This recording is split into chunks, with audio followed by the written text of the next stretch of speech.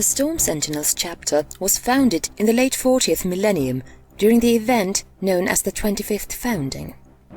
As proud descendants of Rogel Dawn and the Imperial Fists, the members of the chapter launched multiple efforts to defend the Imperium's territories from any expected threats and expand the Imperium's expanse throughout their subsector, often combating the Orc threats in the Segmentum Tempestus.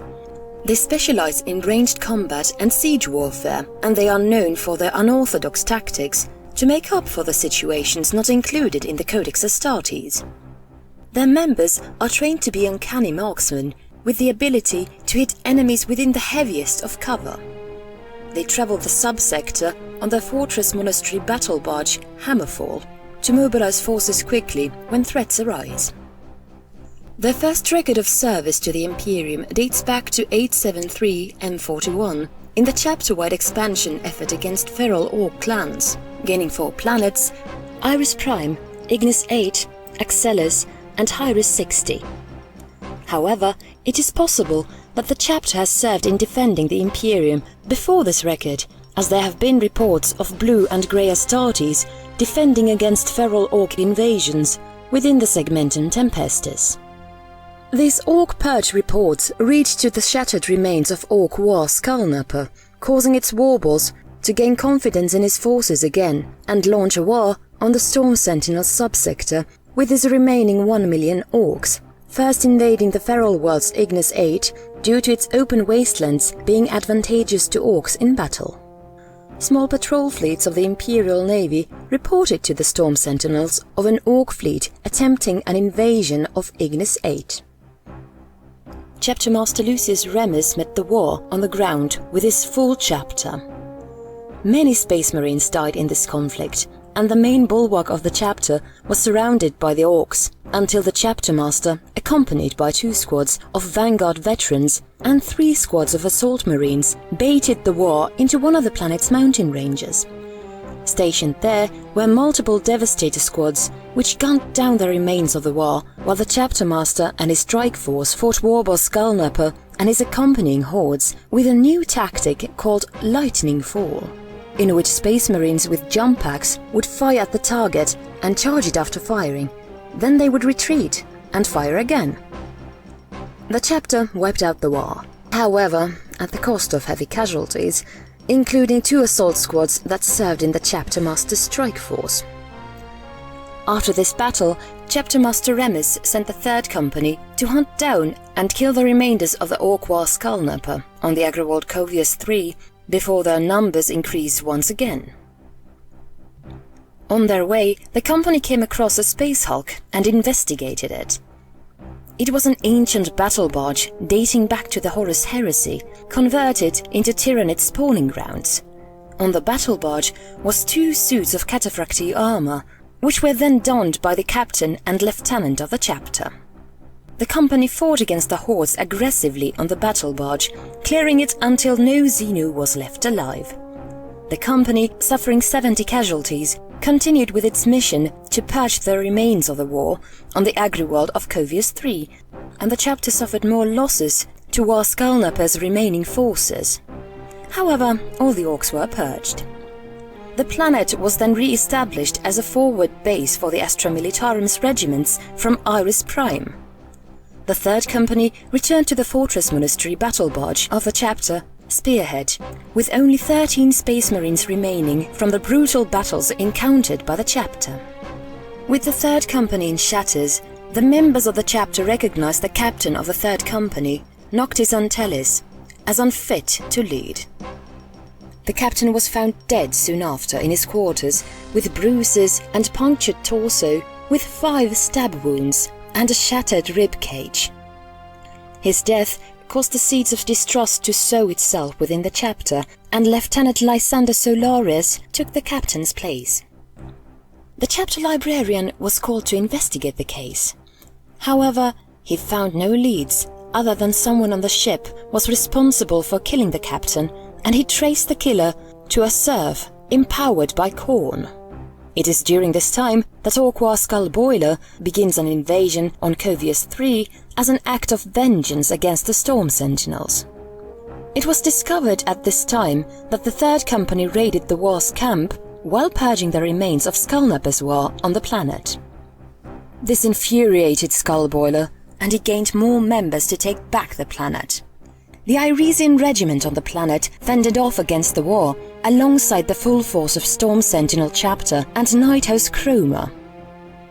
Chapter Master Remus creates a specialized squad of Space Marines armed with jump packs, upgraded storm bolters that fire more bolts that pierce better, and chainswords. These squads were named Lightning Squads, specialized in the Lightning Fall tactic. They were assigned to the 6th and the 7th Companies as supplements in battles.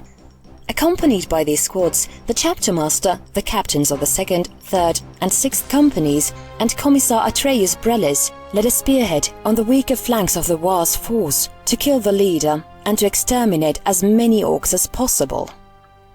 The weakened 3rd Company was supplemented by the 6th Company, which supplied Devastator units. These Devastators were effective in supplementing the Lightning Fall tactic against the attack on these Orc hordes. The Chapter Master, his strike force, and the 2nd and 3rd Company captains struck at the Orc head, charging Orc warboss Skullboiler. However, Skullboiler was prepared for this assault and used hidden forces to ambush the Chapter Master and his strike force. The force was surrounded, but the 3rd Company, led by its captain, tore through the hordes with the 6th Company Devastators, forming a path for the rest of the strike force to escape while the captains and veterans attempted to kill the warboss. However, the 6th captain died. A squad of veterans were killed, and Chapter Master Remus lost his arm, forcing the remainder of the force to retreat from the battle. The chapter and regiments were forced to retreat from the planet. The 207th Iresian Regiment held the position in the last stand to allow the rest of the army to escape. The 207th was destroyed, and the members were labeled as heroes of the Imperium. The war was successful in taking over the planet, and they began their conquest to invade the subsector. The chapter regrouped on the planet Ignis 8 with the Iresian Regiment to discuss the plans to fend off the Orc invasion. The 3rd Company captain proposed his company board Orc ships to weaken them, but Chapter Master Remus decided to fight the Orcs with their mass force of naval ships instead, and to lead them to the Forgeworld Cicadas to restrict the Orcs' movements and to gain more reinforcements in the Skitarii of the planet and the Knights of the House Chroma. A message was sent out to the Forgeworld of an incoming Orc invasion, and they were called to prepare defenses both in space and on the ground. A large-scale battle was fought above the Forgeworld, with countless Orc warships against the Imperium's combined force of naval ships from the Astra Militarum, the Adeptus Mechanicus, and from the Adeptus Astartes. Due to the Orcs' heavy losses, they deployed all their forces on the planet below, where they encountered Skitarii of the Forgeworld Cicadas. Soon after, the Storm Sentinels and the Iresian regiments arrived to deal the finishing blow to the Orc war. The 3rd captain of the Storm Sentinels, Lysander Solaris, charged towards the Orc hordes, screaming to challenge Skullboiler. Some of the members of the battle have made reports of seeing Captain Solaris die in the Orc hordes.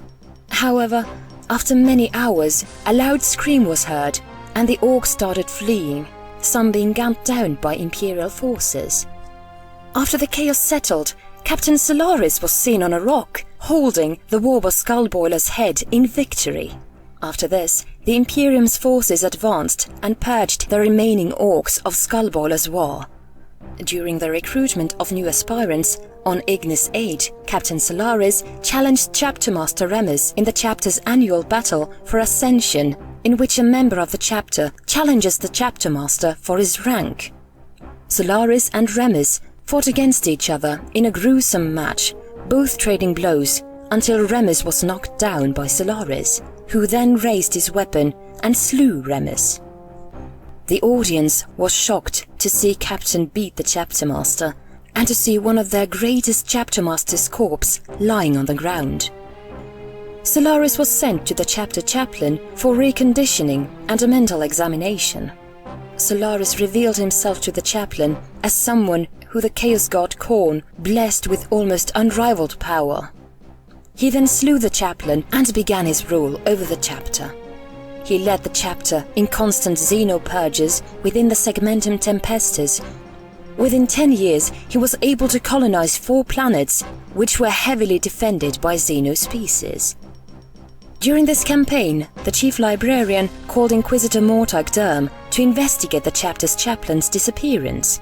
Derm traced the chaplain's death to chapter master Lysander Solaris and all his previous crimes, including the murder of Captain Noctis Antelis, and it was discovered the 5 puncture wounds were from a stab of Cataphracti lightning claws. It was suspected that Solaris had fallen to worship of Khorne, and it is possible this affected his leadership skills and strategic ability, causing heavy casualties upon his company and chapter. The reports during the war against War Skullboiler could be true that Solaris died. However, Khorne may have resurrected him for some unknown reason. By the time Solaris and the remainder of the chapter returned from the planet Cicadus, the Inquisitor exposed the chapter master as a heretic to the chapter. Solaris refused to surrender and called his supporters to arms. The chapter was divided into 2, the Loyalist Storm Sentinels, led by 1st Company Captain Titurius Olbach, and the traitor forces were renamed to Sons of Khorne. For months, brother fought brother on the Fortress Monastery battle barge. Demons were summoned onto the vessel, and all hope seemed lost. The Loyalists were cornered to the bridge of the battle barge and were forced to fight in a last stand against the traitors until the chapter champion spearheaded a final push against the hordes of traitors alongside the chief librarian and Inquisitor Derm. The spearhead failed, and the 3 were pushed back. In an attempt to allow the members of the chapter escape, Inquisitor Derm challenged Solaris to single combat, knowing Khorne's honorable nature. Solaris accepted the challenge, and this gave enough of a distraction for the chapter champion and the loyalist in the 1st Company to push a final spearhead to the docks of the battle barge. While the Storm Sentinels escape, Derm is slain by Solaris. The remaining members of the chapter escape to the Militarum outposts of Iris Prime through the drop pods and aircraft of the battle barge. Before leaving, 1st Company Captain Caston Morvios commanded the Loyalist Storm Sentinels to destroy the remaining aircraft the chapter couldn't retrieve, so they would have air superiority for as long as they could. The chapter regrouped in the 217th Iresian Regiment's base, where they discussed their next course of action. With half of the chapter remaining loyal to the Imperium and surviving the conflict on Spearhead, the chapter had 2 options: take back the Fortress Monastery battle barge or destroy it. The members of the chapter knew the cost of a battle barge was expensive, and they voted against destroying it, until one Marine brought up the fact that by the time they would have retrieved it, it would have been tainted by chaos. Then the chapter decided to destroy the battle barge and all the traitors within it. The captains knew they couldn't beat the Sons of Khorne on the battle barge itself, so with their air superiority they sent small pilot strike forces to raid the battle barge. The plan was to lure the Sons of Khorne onto the planet after the air raids, where the members of the chapter would open fire with all their guns. This plan would fail, and instead of the Sons of Khorne deploying their forces on Cicadus, they escaped from the chapter's air force. From the surface of the planet, the members of the chapter cannot recover from their heavy losses on Spearhead easily before their enemies get the upper hand. They sent out a distress call for allies in the Imperium, and a chapter called the Astral Warriors responded. They were acquainted with each other and began a hunt for the Spearhead. The warp drive had been damaged in the air raid, so the Spearhead couldn't have gone into the warp. Alongside the Astral Warriors, the hunt for the Spearhead began. According to the tech adepts of Cicadus, the Spearhead could only travel within 3 parsecs for a year, and would most likely orbit a planet within that range to be repaired from the damage, which would take about 2 years. With this information, the 2 chapters split their forces into strike cruisers and frigates. The frigates created a blockade on the 3-parsec border, while the strike cruisers ventured within Spearhead's range. During this time, the chapter was left vulnerable to Xenos invasion and was left unable to reinforce their ranks. The only usable companies were the 6th and 7th, and due to high demand, these companies were restructured to hold their own. Due to the lightning fall tactic's success, the companies were trained vigorously in it, even with the lightning squads being transferred to it. These companies fought back heavily against any Xeno threats and held the recruitment on Ignis 8, while the other companies were away. These companies were renamed the Surrogate Companies after all these changes. A squad of the 2nd Company of the Storm Sentinels and from the Astral Warriors in a strike cruiser were able to find Spearhead in an orbit of a planet. All the Alliance's forces traveled to that location and a brutal naval battle was fought in the planet's orbit. However, due to the amassed forces, the Sons of Khorne retreated to the planet's surface, where the Allied chapters deployed their ground forces. The Alliance had the advantage in numbers. However, they were ambushed by bloodletters summoned by the traitors. Using jump packs, the Storm Sentinels and some Astral Warrior squads were able to escape being surrounded from the hordes of traitors and demons. They fought the bloodletters in 2 flanks, and eventually they paved a way for the trapped Space Marines to escape. A brutal battle was fought on the planet, using the lightning fall tactic. The Storm Sentinels were able to prevent heavy losses, and the Astral Warrior Spiker squads were able to keep some enemies at bay with quick attacks. After hours of fighting, traitor Solaris was alone, standing his ground against the Allied loyalists. It was with the combined might of the Allied captains that Solaris was finally slain. The 2 chapters signed a pact that strengthened their bond. Throughout the decades, cultures and tactics were exchanged between the 2 chapters. During the attack on the Sons of Khorne, the Surrogate Companies had to fend off against an Orc invasion in the middle of the chapter's recruitment. The aspirants, wishing to prove their dedication to the Imperium, charged the Orcs and assisted the members of the chapter in the planet's defense. For centuries, the Storm Sentinels fought back against multiple Tyrannid, Orc, Tau and other Xeno invasions in the Segmentum Tempestus. When a threat was too large for the chapter, they would ally with the Night House Chroma or the regiments of Iris Prime. On certain occasions, the 6th and 7th chapters were sent out on campaigns to retrieve planets and deal with Xeno threats, as they were the only reserve companies which could hold their own without the support of the other companies. Eventually, the companies were renamed Campaign Companies, as they were constantly sent on campaigns outside the Segmentum. The chapter received a new ship, the Hammerfall, a Retribution-sized battleship with hangars and upgrades for the chapter's needs. In the late 41st millennium, the chapter was called to action by the Astral Warriors. Their subsector, Asteria, was under attack by Necron and Chaos Guerrilla forces. Half of the chapter was sent, including the campaign companies. The battle lasted until the early 42nd millennium. Both naval and ground battles were fought in the conflict, and the chapter spearheaded the assault against the invaders, gaining territory for the Imperium. Eventually, they were given a planet for their service, in which their newly founded successor chapter, the Imperial Paladins, would occupy and use as a home planet.